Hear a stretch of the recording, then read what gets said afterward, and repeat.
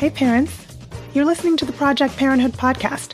I'm your host, Dr. Nanika Coor, clinical psychologist and respectful parenting therapist. Today we're talking about what to expect as kids make their way from age 6 to age 7. A newly minted 6-year-old's behaviors may be frustrating to their parents, causing parent-child relationships to break down. However, having a sense of how a child's development is impacting them makes challenging behavior easier to manage.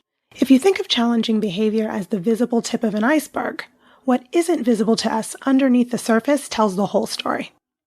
Of course, not every 6-year-old will behave in the same way, but knowing the typical patterns of this age means you can be more understanding when your child is loving in one minute and threatening to put you in the garbage the next.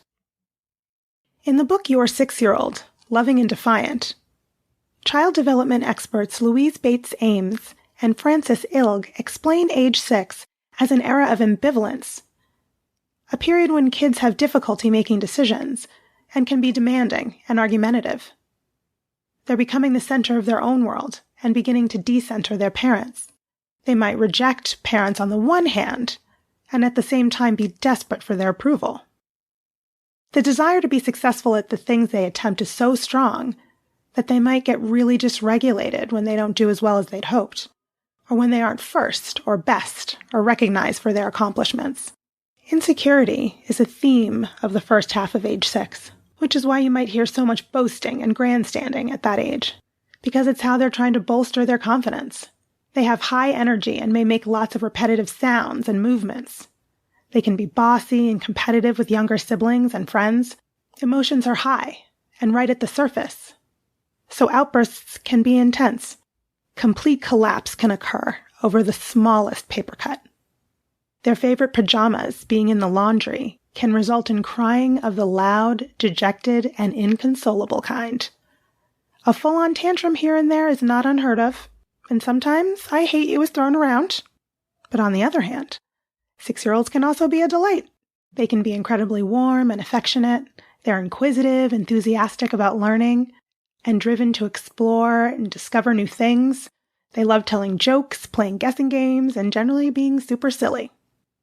So here are 8 tips to make life with a 6-year-old easier when they're not in that shiny, happy place. Repair the relationship quickly following conflict. After the two of you have struggled, make sure to reconnect by initiating repair as soon as everyone's calm again. Take responsibility for your part in the conflict. Acknowledge their hurt or upset, and work together to figure out how you'll handle those kinds of situations in the future. So you're reassuring your child that your affection for them is intact regardless of challenging behavior on their part. 2. Acknowledge their accomplishments. Let them know you notice when they do things voluntarily that aren't always easy for kids their age to do, like wait their turn for something they really want, sharing with a peer or sibling, or cleaning their room, or when they want to do something kind or thoughtful for someone else. Take an interest in the things they've made or learned to do, but try to acknowledge their effort or their process, rather than evaluating the outcome.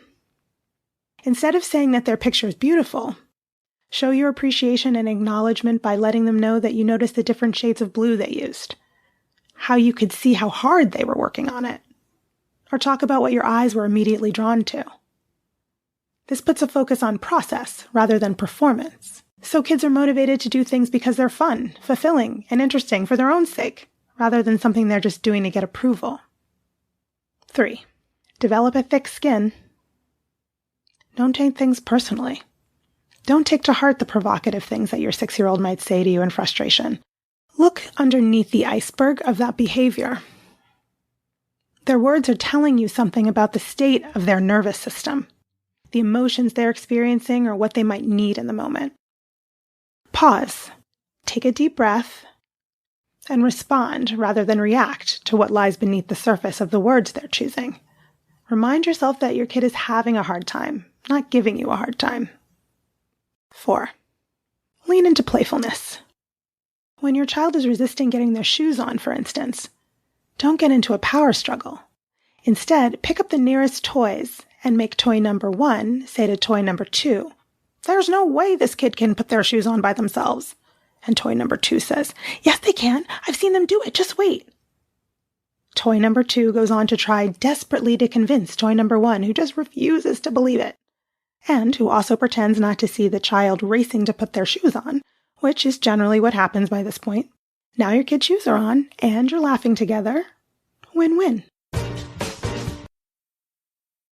5. Use declarative language. You can also avoid power struggles by not making direct demands. Instead of saying, "Hurry up and get your shoes on," you might say, "I see you've got your jacket on, and I'm noticing your shoes are over by the couch." Declarative statements are neutral statements that don't require a response, but give kids a window into what you're thinking. This stimulates their own inner voice, critical thinking, and planning skills to decide what to do next all on their own. 6. Make observations, not evaluations. State what you're seeing rather than your judgments about it. Instead of telling your interrupting child that they're being rude, you might say, "You're really excited to tell me something, and I'm talking to someone else right now. Ugh, it's so hard to wait, I know."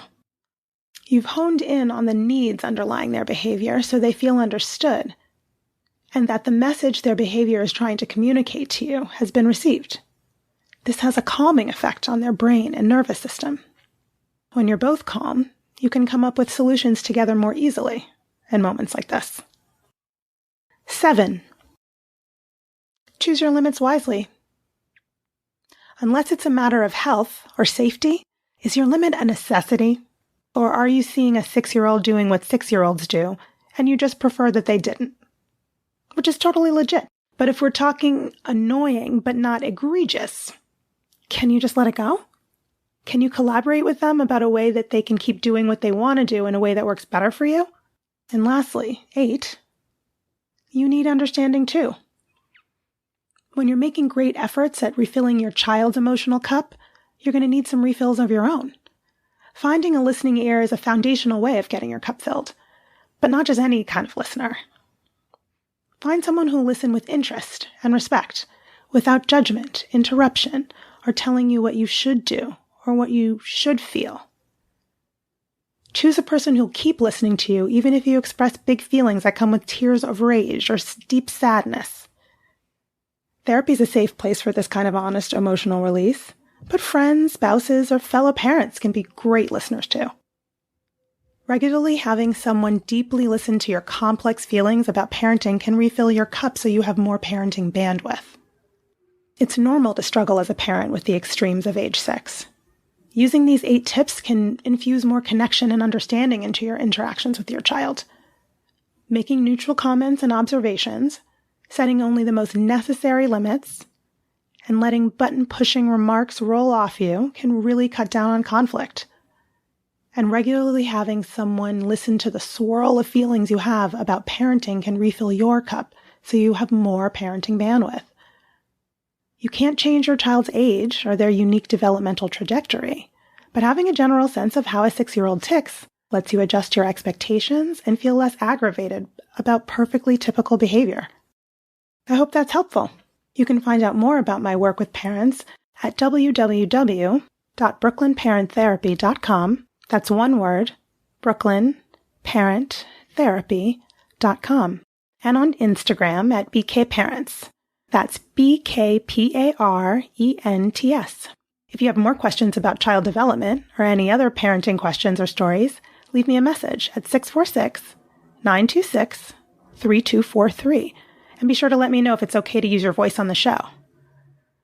You can also send an email to parenthood@quickanddirtytips.com. That's parenthood@quickanddirtytips.com. And don't forget to subscribe to Project Parenthood on Apple Podcasts, Spotify, or wherever you listen to podcasts.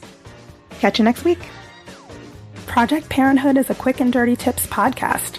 It's audio engineered by Dan Firebend with script editing by Adam Cecil. Our operations and editorial manager is Michelle Margulies. Our assistant manager is Emily Miller. And our marketing and publicity assistant is Davina Tomlin. That's all for this episode. Thanks so much for listening.